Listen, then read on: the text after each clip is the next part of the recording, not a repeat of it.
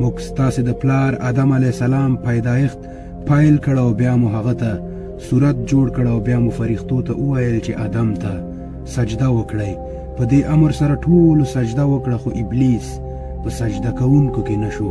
الله تعالی ابلیس ته وویل چې ته څه شي له سجدې څخه منې کړې کله چې ما درته امر کړی و. ابلیس وویل زه له هغې څخه بهتره یم، زه له اوره پیدا کړی یم او هغه دې له خاورې نه پیدا کړ. الله تعالی وفرمایل نو ته له دې ځای څخه ښکته شه، ته حق نه لرې چې دلته د لویۍ غرور وکړې. ووځه، ته په حقیقت کې د ذلیل کړی شوو څخه یې. هغه وویل ما ته تر هغې ورځ پورې مهلت راکړه چې کله دوی ټول په دوم ځل راپاڅول شي. الله تعالی وفرمایل تا ته مهلت دی. هغه وویل نو څنګه چې تا زه په ګمراهۍ کې اخته کړی یم، زه به هم ستا په نیغه لاره کې دغه انسانانو ته کینم او بیا به هغوی له وړاندې وروسته ښي او چپ له هرې خوا نه راګیر کړم او ته به د هغوی څخه ډیر کم شکر کوونکي ووینې.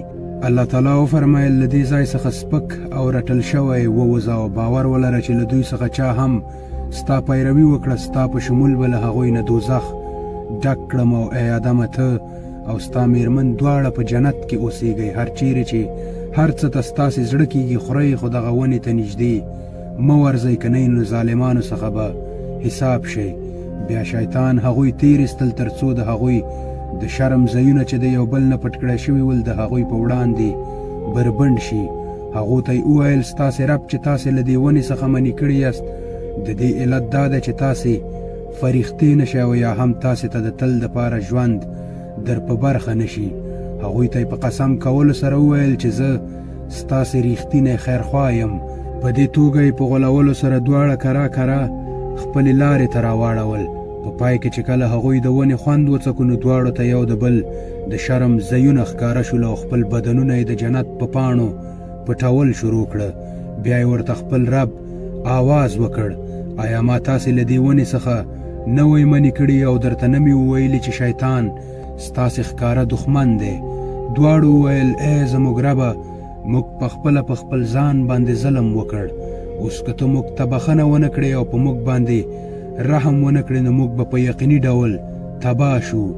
الله تعالی وفرمایل کوز شئ، تاسې د یو بل دښمنان یاست او ستاسې لپاره تر یو ټاکل شوي وخته پورې په ځمکه کې د اوسېدلو ځای او د ژوند وسایل دي او په همغې کې ستاسې ژوند دی او ستاسې مرګ دی او له همغې نه به بیا تاسې راپاڅول شئ. ای د آدم اولادونو، موږ تاسې ته جامې نازلې کړي دي چې ستاسې د بدن د شرم ځایونه پټ کړي او ستاسې د بدن د ښکلا وسایل هم وي او ډېره غوره جامه خو د تقوا جامه ده او دا د الله تعالی د نښو څخه یوه نښه ده. په کار دي چې خلک ترېنه درس واخلي. د آدم اولادونو، داسې نه چې شیطان مو بیا په هغه فتنه کې واچوي لکه څنګه چې هغه ستاسې مور او پلار د جنت څخه ویستلي ول او د هغوی جامې له هغوی نه د دې دپاره ویستې وي چې د هغوی د شرم ځایونه یو بل ته ښکاره شي. شیطان او د هغه ملګري تاسې ته له هغه ځای نه ګوري چې تاسې نشئ لیدی او دغه شیطانان موږ د هغه خلکو سرپرستان جوړ کړي دي څوک چې ایمان نه راوړي.